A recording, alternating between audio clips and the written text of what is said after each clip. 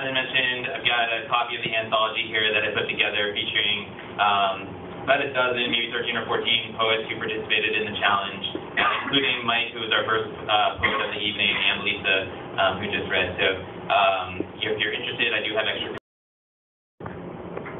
DC years are like dog years. 4 human years, and I'm 28 deep in this city. For a little irony, insert your favorite nature metaphor for impermanence. If I were going for an easy laugh, I might compare the city to the tides, or the clouds in the sky, always changing. Being a native of New England, I might joke about how if you don't like the weather, all you have to do is wait a few minutes for it to change. But the steady heat and humidity of DC summers might make such a comparison melt under closer scrutiny. Or I might liken DC to the autumn and all its people to leave, but that would be too obvious. And thus the transient nature of the city is reflected with proper satire. Is it any wonder people leave the weight of compounding years, seeking to live out lives free of the city's false promises and geometric time?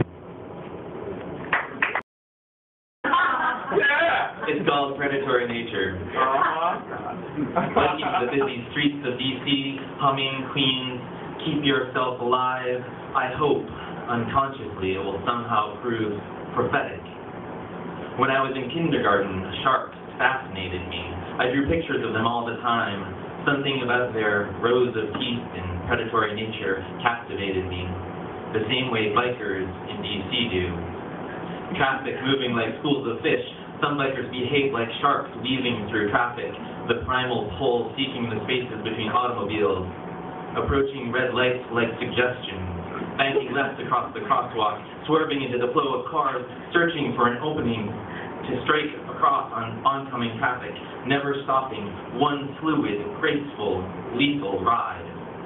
These bikers pretend, like sharks, having to stay in motion to stay alive. Adrenaline, their oxygen, but they lack the requisite rows of teeth to be a threat. As I pedal alongside sleek, powerful, unpredictable bodies, it's hard to forget. Cars are the predators here. Queens cycling in my head, I find myself stopping when suggested, singing to the pretenders under my breath. Keep yourself alive, come on, keep yourself alive. All you people, keep yourself alive.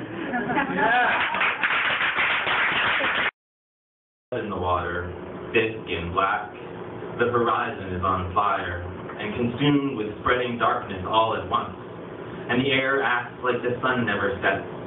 Danger is among us. Can you hear it? Blood, blood.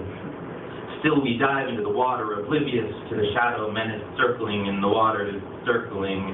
The more acute watch and horror as we did when Jaws first circled the screen, mesmerized by the pattern of impending doom, 2 haunting notes, E leading to F. There is blood, blood in the water, and the music is playing, and the sharks are circling, the tempo is rising, the ocean is rising, the temperature rising. But we're still acting like the audience, thinking ourselves safe in our theater seats. A crude joke, to be sure, except we're the ones in the water now, and we turn the blind eye and the deaf ear to our chief Brody on the beach, waving his hands and shouting, "Get out of the water!" But we're too thick and black, covered in blood, slick, desperately treading water, dorsal fin slicing the water's surface, a reflection of the shadow below. Panic, churn of water, gnash of teeth, crimson face, inevitable. Once the score starts, it's already too late.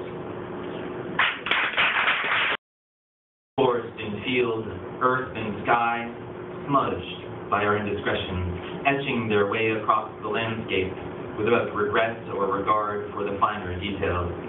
Like children, we eschew the lines on the page, leave our mark where we delight, picking garish colors to scribble our shadowed dreams upon the world, hearing no thought of constraint or elegance in our relationship to place, paying no heed to the beauty of limits, the way embrace creates the border, holding us together when we might otherwise fall apart.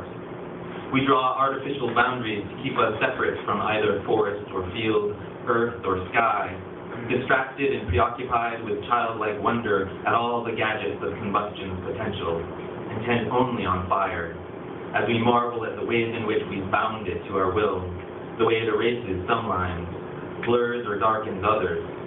We fail to see that in painting with fire's brush, we must serve its sharp cause. In our pride, we know no boundaries, and so destroy them all. When it was first starting to happen, I happened to read an article talking about some scientists who thought they had found Atlantis somewhere in the south of Spain, and somehow those two things came together in my head and created this poem. It's in 5 parts, and each part has a sort of subtitle. The poem's called Uncovering Atlantis, Farewell Fukushima. 1. Earth bones shattered. A yacht, atop a 2-story building, like a stranded bath toy, forgotten amid the grit and grime. Mother, daughter, divided by glass, isolation barrier. Hands reach, but cannot touch. Buildings, like Monopoly pieces, thrown haphazardly into the box. Rescue workers in their red and orange suits, sad confetti. Okuma, Atlantis, smashed by the same hand. 2. A history of lost and found. The news today reports the lost city of Atlantis has been found buried in mudflats in the south of Spain by a tsunami like the one that recently struck Japan. Once thought a myth like Pandora's box, Atlantis is not so much a cautionary tale as a historical imperative on repeat. For all we study history and fables, strive to distinguish the one from the other and mine them both for wisdom. History is full of things we failed to learn, lessons lost and found again, too late. 3. Rumble in the deep. Wave after wave.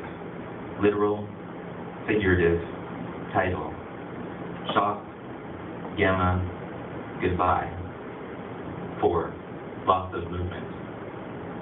People are moved by disaster. Japan, the entire country, moved 8 feet. Imagine the power involved. Power comes in as many forms as loss.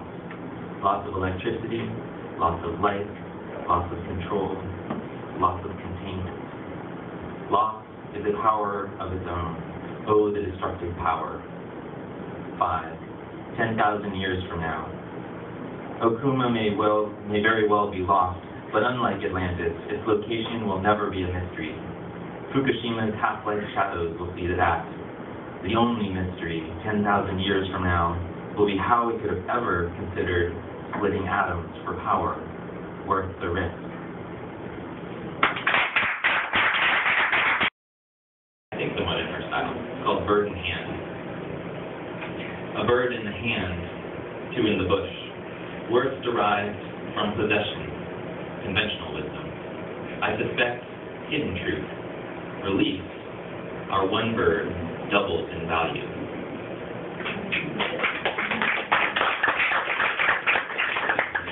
Skip a couple. This one is another one that came out of the challenge. The prompt was to pick a jazz song and just put it on repeat and then write until something comes out. And this was written to Dizzy Gillespie's Groovin' High. So it's called Groovin' High on repeat. I want to live my life like one long jazz song, unexpected trills and all crescendo and horns blaring sweetness into the night. I want to live my life like one long jazz song, improvising my way around the melody, variation on a spiral theme, florets of a sunflower's head, Nautilus's chambered cell, double helix threads, fingerprint whirls. I want to live my life as one long jazz song, all extemporaneous riffs piled together, one after the other, each of us bringing magic into the sweet song, the you-ness of you, mixing with the me-ness of me, each of us, both of us together, blurring into the night.